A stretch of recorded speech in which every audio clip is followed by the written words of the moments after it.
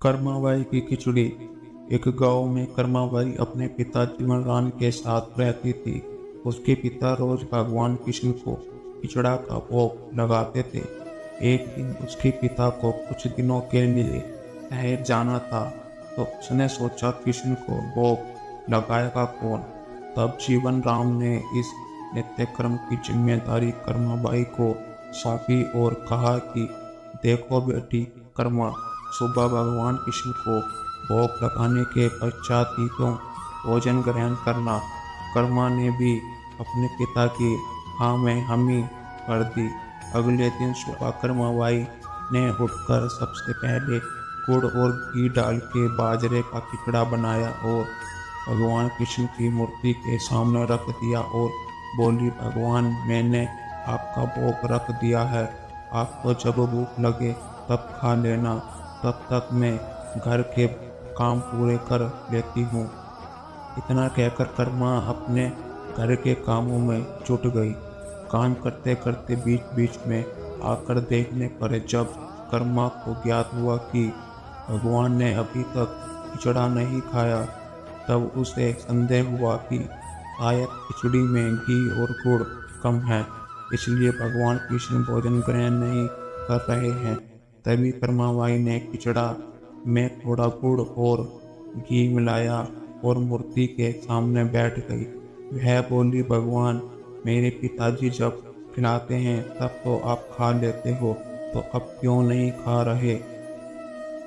और अभी तो पिताजी बाहर गए हैं, उन्हें आने में बहुत दिन लगेंगे, तब तक आपको भोग लगाने की जिम्मेदारी मुझे दी गई है, इसलिए जब तक आप भोजन नहीं खाएंगे मैं भी कुछ नहीं खाऊंगी। इस तरह जिद पर अड़ी नन्ही कर्मा की प्यारी बातों से कृष्ण भगवान का सिंहासन डोल गया और फिर मूर्ति में से आवाज आई, बेटी कर्मा, तुमने पर्दा तो किया ही नहीं, तो मैं भोजन कैसे ग्रहण करूं? तब कर्माबाई ने मूर्ति के आगे अपनी चुनरी का पर्दा किया और कुछ ही समय में कृष्ण मूर्ति के सामने रखी खिचड़ी की थाली खाली हो गई। अब कर्मा रोज सुबह सबसे पहले कृष्णा को बाजरे का खिचड़ा खिलाती और बाद में खुद भोजन ग्रहण करती। कुछ दिनों बाद घर लौटने पर कर्मा के पिता भी कृष्ण की लीला देखकर दंग रह गए। इस तरह कर्माबाई कृष्ण की भक्त बन गई। अपने जीवन में अंतिम दिनों में कर्माबाई भगवान जगन्नाथ की नगरी जगन्नाथपुरी में एक कुटिया में बस गई थी। वहां पर एक दिन कर्माबाई की कुटिया के सामने एक तेजस्वी कांति वाला बालक आया और उसने कर्माबाई से कहा, मुझे भूख लगी है, माँ खाना दो। उस वक्त भी कर्मा अपने भगवान कान्हा को खिचड़ा का भोग लगा रही। कर्मा ने उस बालक को भी खिचड़ा खिलाया। उसके बाद से वही बालक हर रोज कर्मा के हाथ का खिचड़ा खाने आता था। यह सिलसिला कई वर्षों तक चलता रहा।